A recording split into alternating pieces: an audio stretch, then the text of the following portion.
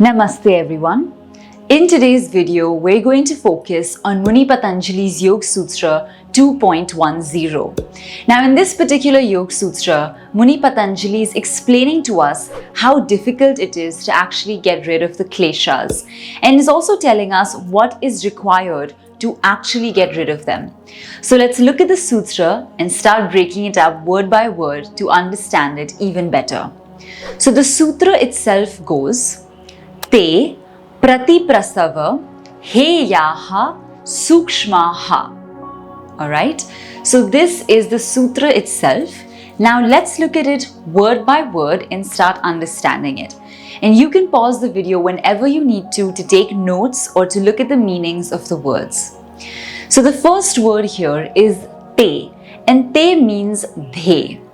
After which we come to prati prasava, which means counter evolution or going backwards into something. And then we come to the third word, which is heyaha, which means avoiding something or something that is not good for you and should be avoided. And the final word is sukshmaha. And sukshma refers to something that is quite subtle or very subtle in nature. So now let's try to understand what is the entire sutra telling us. So the sutra is saying that the Kleshas and these 5 things we discussed in the previous sutras are quite difficult to remove because they're so subtle in nature. And the only way that they can actually be completely removed is through the process of counter evolution, which is discussed in the 4th chapter, where we talk about Kaivalya and complete liberation. So in a way, through this sutra, Muni Patanjali is explaining to us that Kleshas definitely can be reduced or made dormant, but their complete removal is only something that can happen in the state of counter evolution. And this is because as we looked at the different Kleshas, the mother of all Kleshas is avidya. And avidya refers to a lack of self-knowledge. And we have this lack of self-knowledge because we're all engaged in the material and worldly life. And we will be engaged because we need to run society, we need to take care of so many things. So until that happens, we're so entangled that it's difficult to see any other way of being. And because of that, the counter-evolution process is really challenging and very tricky. So there are very few yogis who actually reach the Kaivalya marg, or who are actually able to go down that path. And therefore, we're trying to be told how difficult it really is to completely go away with the Kleshas.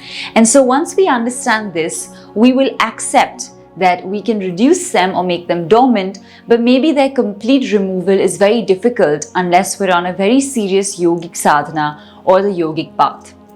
Now, one more thing we'd like to bring to your notice here is a lot of times there are some commentators who say that perhaps this counter evolution is referring to the 5 Kleshas going backwards into one another. And the current book that we follow does not say that this is the form of counter evolution. It doesn't think that the Kleshas are going back into each other, because each Klesha arises for different reasons. While they all come from avidya, they still have their own unique characteristics and they arise because of different life situations. So it's not that the Kleshas are going back into themselves, but instead they're definitely starting to become dormant if we work upon them, and their complete removal is only through the process of counter evolution. So this sutra in many ways is not actually giving a practical solution, but it's just making us aware of the enormity, or how difficult a challenge it really is, and keeping us a little bit more in the realistic realm so that we can understand what our aims should be with the Kleshas and to what extent we can reduce them or to what extent we can work with them. So that is what this Sutra 2.10 is all about. I hope you found this video helpful, and if you have, please do share it with your family and friends so they too can learn more about yoga philosophy. Apart from that, don't forget to subscribe to our channel, and if you're interested in yoga classes and yoga philosophy, please don't forget to sign up for our classes. The link is in the description. We look forward to seeing you in the next video or in the next class, and until then, take care and we'll see you really soon. Namaste.